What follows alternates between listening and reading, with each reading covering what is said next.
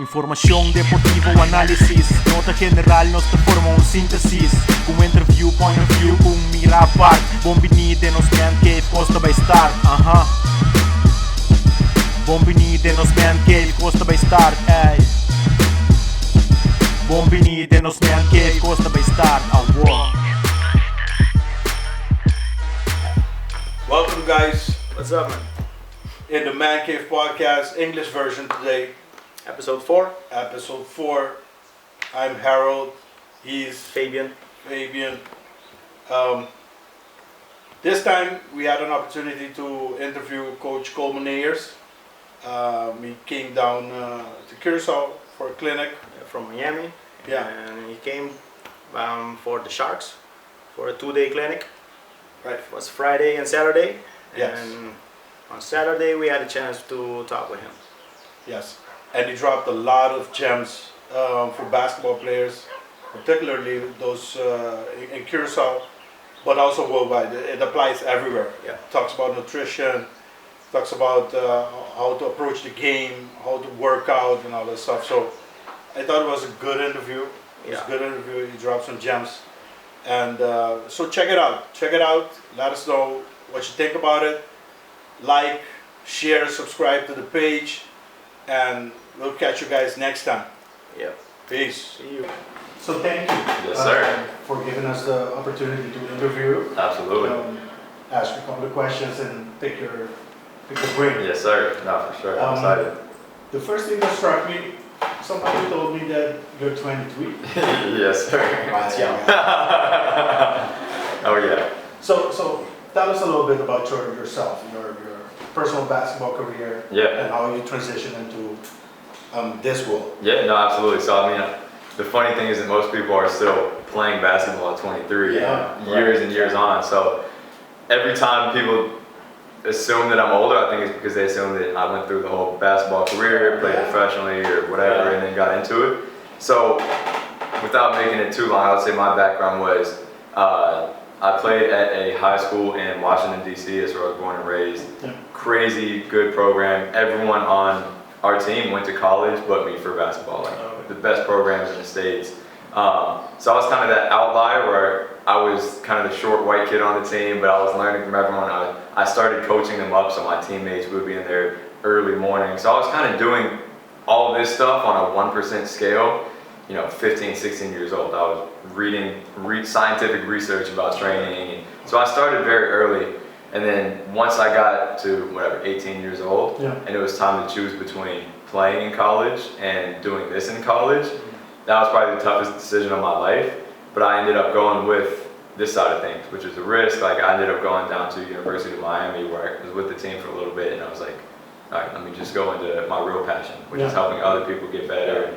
So that's kind of carried me to where I'm at now. I've been in Miami for the last 5-6 years now, and it was tough because I didn't know anybody down there. It's a brand new environment, had to make all the connections, but just been kind of grinding there for the last 5 years, traveling a lot, just trying to learn from people who are smarter than me and continue to just grow on a personal level, but also on the basketball court as well. And then that's brought me up to now, and we've been to 15 cities so far this year. We opened up a gym last year in Miami, so it's crazy kind of how fast it's moving, and it's tough because I'm getting a lot of cautious statements where it's like, oh, don't grow too fast, and so it's at a point where it's kind of picking up, and a lot of work's coming into play, but it's becoming more and more of a grind, and the team's growing, so it's at a cool spot right now. But that's kind of how I got here, and still hopefully have a long way to go and start to do bigger things and really make an impact in the world through basketball. So I saw you went on a tour in Europe. Yes, sir. You just recently went to Puerto Rico as well. Yep. So in general, what do you see in all of these kids? So what are the similarities and the differences in the regions? That's a question that I need to do a whole documentary on, because it's and one of that's why I have Cam here right now filming everything, is because it's not just about filming me coaching and all this stuff. It's about getting a taste of the culture and the environment and the athletes, the kids, the parents, everything in each spot. And then so we can look back on that and learn from it and share it to other people. So I would say it's crazy to see how, like, even in Europe, the places are an hour away from each other and they speak a completely different language. Yep. They have a completely different schedule. Like Spain, they take naps in the middle of the day, whereas like other places they take a siesta in the middle of the day, and then other places it's a completely different. Like, and these places are so close. Yeah. And I mean the same thing, even Puerto Rico to here, like probably 45-minute flight, I would imagine, and it's just like the cultures are quite different. So I would say the biggest things that I've noticed is on the basketball court, apart from just playing style and stuff like that, it's more so like some cultures are more like organized, where players grow up and they start at U16 and then they go to U7 and then they just keep building up and they're like very organized, constrained. And then some players or some cultures are more so like players just start off going to the court and playing, and then they don't really get into a team until they're 15, 16. And I think that kind of shapes the way that the culture goes, which is cool to see because there's benefits and pros and cons of both. But you know, even outside the basketball court, it's just like, it's crazy to see how you'll interact with somebody the same way in two different places and they'll respond completely differently. And that's cool for me. It's tough because whether it's a language barrier, whether it's social barrier, I have to learn to adjust around people, because the whole American view is like, oh, we're American, you guys speak our language, you adjust to us. And I'm like, no, fuck that. Like, I want to go and try to get as much of the culture as possible, work into how you guys live and how everyone else lives. So that's been tough for me, but I've been seeing it as a challenge from place to place. And the differences are just so vast that it's cool to see them and then kind of take some and apply it back to my own life too. Because that's one of the big benefits of traveling for me, is just being able to pick, choose, and apply it into how we live back at home. And how did you get in contact with the people here? Like, so here, they contacted you, or? Yeah, so here they came to a conference that we had. I think it was 4 of them. Enrico was, I can't remember how many of them it was. I think it was 4. Is that the one on your? Yeah, so this is our second one, I believe. This is yeah, the LA one, I believe. Yeah. So it was the first one that we had in Miami. They came up here, or came to Miami. That was October. So my goal during that conference was to go up and talk to every single person who was there. It was like 120 people. I was like, I'm gonna go up, build a relationship with everyone. Thankfully met these guys, kind of clicked off the bat, knew that they were great people, doing great stuff, and like, oh, would you want to come to Curacao for well, first off, do you know what Curacao is? I was like, yes. I was already training 1 or 2 guys from Curacao, which is funny. Who were up in the States. But so I knew what it was. I heard a lot about it. I heard it was a great place. I was like, of course I would like to do a clinic there. So COVID was kind of picked up in the winter, and talks kind of fell off, and then we reignited it and ended up here. So it was, that's kind of how just talking to people and trying to build relationships come back into play, because now we're here. And they invested in themselves to come up to Miami and come to that conference, and I was able to go around and talk to them and build that relationship. So that was kind of how we started, I guess, over half a year ago. Okay. So transitioning on that question, how did you find the kids here? So I think a lot of, in terms of like how they are, I would say they have more raw talent than a lot of places we've been, where it's like a lot of them, we talk to them, they've only been playing for 2 years, or like at least organized. Like it's more of a culture where they go and they play, and so they've only really been training or so for 2 years or so, which is crazy. And you can see, like, just being around so many athletes and having the experience, you can see when players have something in them that they just need to sharpen and sharpen and sharpen. And I think that's how a lot of these players are, where it's like they just have that raw talent feel. And then now with what these guys are doing with the Sharks is like just continuing to sharpen those skills and polish those techniques, and that's what's really going to help them. Whereas like other places, they've been doing drills since they were 4 years old, so they just have no instincts and they're robots. So I tell them, like, some places in Europe, they've been doing drills since 3 years old, and I was like, you guys need to go play basketball. Just go to the park and play. Whereas here, I'm like, all right, continue to play, but still probably go and polish those skills with more like skill work, technique work, stuff like that. So I would say from a basketball sense, that's number one. I told them this at the end of the camp yesterday. Easily the best group we've worked with all year. And you can look everywhere that I've been on video. I haven't said that to anyone else. Like, I'm not the type of guy to go, like, yo, you guys are the best, you guys are the best, you guys are the best. I say that wholeheartedly, that this is the best group in terms of how they accepted the things that we do, because a lot of it's weird, they haven't done it before. Yeah. They went straight to it and they enjoyed it and they smiled through it all. They embraced challenges, and overall just the energy. Like, there was no, sometimes you kind of come into something and it takes like 2 hours before people really start opening up and asking questions. And whether it was like the lack of a language barrier here, which was obviously helpful, but even other places, like, there wasn't a language barrier and just the energy isn't there. So that empowers me to then teach them and feed them more information and laugh and have fun with them, and it becomes a great experience. So I would say here, just the energy and they didn't take anything for granted. You know, like, everything was, they seemed to be like fully engaged and not just like, all right, when are we going to be done with this long ass camp? You know, they enjoyed every minute of it. So that was really, really cool to see. So, let me see. What kind of advice can you leave with them after you leave, in terms of fundamentals that you need to continue to work on? What are focus areas that you need to? Yeah, I would say the one thing that I was telling them a lot was continue to focus on the basics of decision making. Yeah. So, like, you know, you can work on all the skills that you want to, but if you don't know how to make decisions and make the right pass and know when to shoot the ball and a lot of those things, it can be tough to play in an actual game.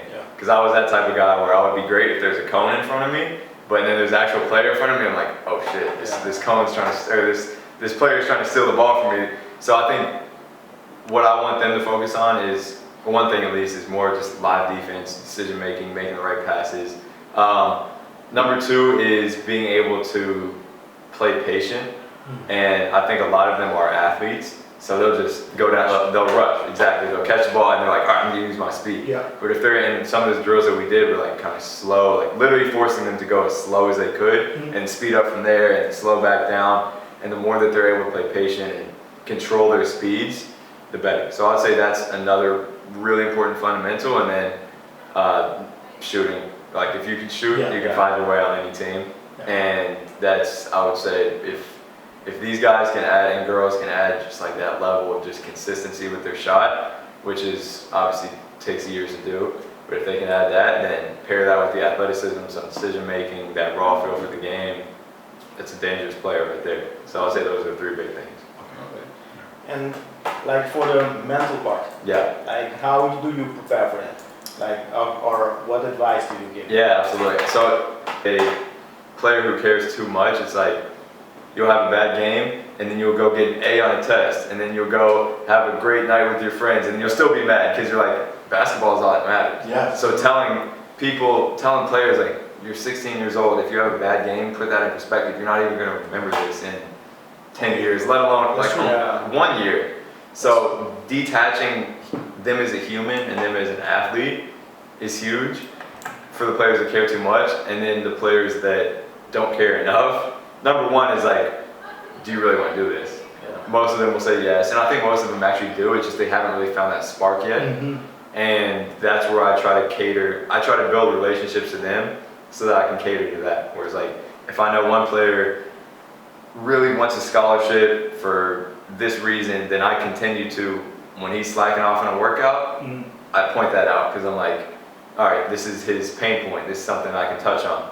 And that's where building relationships with athletes works well. It's like, oh, I know you want that scholarship to this school, or I know, and then they're like, okay, then they snap into place. And sometimes it's tough because you don't want to consistently be reeling somebody in to caring about the game that you care about so much.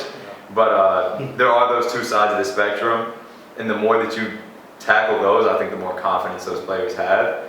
And as we know, confidence is everything in basketball. It's key. Yeah, it's key. And then reinforcing that too, just like encouraging them to be confident and because a lot of players they get kind of constrained mentally, where like coaches don't want them, not even celebrating, but like being hyped about shots. But when we're in the gym and somebody scores 4 straight, I'm empowering them, like, yo, that's good. And then on the flip side of that, when they miss 4 straight, I'm still like, all right, let's go. Like, so as the coach, I'm constantly kind of trying to get them back to that midline where they can just be steady and confident and continue to play with that easy mind, I would say. So in terms of basketball consumption, the kids here, we had a discussion in our previous episode about love for the game. That kids nowadays don't consume as much basketball as we used to. So to help them along the way, what kind of teams would you advise to follow to up their basketball in general? Watch more college basketball. College, not NBA. Watch more, The NBA is great, but it's entertainment. And it's only applicable to so many players. And I pull a lot from NBA stuff because it's easy. Players love doing stuff that NBA players do. And I think they watch more NBA just overall as a whole. I mean, everyone does. It's the NBA, like it's the highest level, so people watch more. But the college game is, number one, a lot more realistic in terms of most of these players. I don't want to say they're not going to play in the NBA, but a reasonable level to shoot for is getting that D1 scholarship, that D2 scholarship, playing at a D3, getting your college paid for, whatever level it is. And that's a completely different game than the NBA. So if you're only watching the NBA, especially internationally, where they don't have much exposure to the college game, they don't really, because a lot of players will come up to me and be like, and this is everywhere we've been, like, all right, what do you think I need to play in the States? And I'm like, all right, what do you think you need? And it's like, I need to be able to go ISO, I need to be able, I'm like, yes, you do need some of that. The game, like I was telling them earlier, is expanding in terms of most players need to have a lot of just overall skills. Like you need to be able to handle the ball, all that stuff. But at the same time, you got to be able to play into a system. And when you watch the NBA, with the exception of a few teams, you're watching one-on-one for the most part. And that's oversimplifying it, but when you look at it relative to college, like you gotta watch college ball, especially if you want to get there. Like there's no excuse. If that's your dream, you gotta know what your dream is, and you gotta be able to work towards that. And it also compares much more to the European exactly. 100%. Exactly. There's so many more. Like it's a little bit more pass first. It's more applicable to what they play, and it's more applicable to what they want to play. So, and it's just I get it because it's not as entertaining. At least for most people. For me, I love watching college because the environment's great. Like, you know, the players are hungry because they're not making milk. Maybe now they are, but like now it's a little bit different. But it's not the same level. It's like, you know, $45 million a year. You lose in the playoffs. All right, you come to sit on a beach in Curacao. Nah, you're like in college. You got to go and grind for the whole off season and come back and do it all over again. So that's I like watching it because it's so entertaining. But I think it's more storyline based, like you got to know certain players, maybe they transferred from this school and they're playing them in the next game. So you really got to be in tune with it to find it interesting, but man, I think players would benefit so much from watching more college. That's great advice. The diet. What you talk about diet? Do you give advice to the players? Yeah, man. I mean, I think, so number one, I wish I was a certified dietitian because then I would have more authority speaking to players with it, even though I took, like, when I went to school for exercise science, I took like 6-7 classes on diet. So I know the science behind it, but I keep it so simple for athletes because it's like, they don't want to be hearing about, no 15-year-old athlete wants to monitor how many carbs they're eating, you know what I'm saying? So it's like, what I tell them is eat real food. The less food that you eat that's in a bag or that's packaged, the better. And great advice. To me, that's the number one thing. That's what I try to live by is like if I have food that was cooked by somebody and like a home cooked meal and something that came in a bag, I'm always choosing the home cooked meal. Eat as many colors as you can. Like it's just simple stuff. I like giving them kind of rules of thumb more so than just like monitor your carbs and have 150 carbs. It's like, no, like they're going to go home, they're going to sit on their Xbox and they're going to eat whatever's next to them. And if you make sure that that's just a little bit better than the alternative, I'm cool with that. Because a lot of players, they can eat like shit and they're not going to feel it until they're in their 20s and then it builds up even more and they're like, all right, well, this is real. So, So, and you know, I had to realize that, everyone has to realize that, like it catches up to you a little bit, but the more you can get ahead of that, the better, and I think it will give them an advantage just energy-wise and health-wise, like staying healthy. A lot of players are like, why am I always injured? I'm like, well, buddy, you're eating Wendy's right now. Like, look at the choices you make, and it's really just not trying to make a drastic change with them, but just little steps at a time. And that goes for everything. Sleep 20 more minutes a night. That goes for lifestyle. Spend 20 minutes less on your phone per day. And then those little steps add up, and eventually you're eating pretty damn well. So that's kind of how I approach it, especially with most younger players. Okay. No, we won't keep you any longer. Hey. No, we have to have some fun as well. We'll try. So Nap first. Thanks again for your absolutely. time. Thank you We guys. appreciate it and look forward to see you guys. Yes, sir. We'll be back. We'll be back for sure. We'll do a part 2. Yeah. Yes, sir. You bet. Yes, sir. Thank you guys. It means a lot. Yeah. Oh, yeah.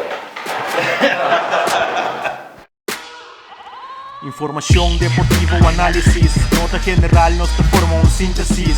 Com interview, point of view, com mira a parte. Bombinide nos Mancave, Costa by Start. Bombinide nos Mancave, Costa by Start. Bombinide nos Mancave, Costa by Start.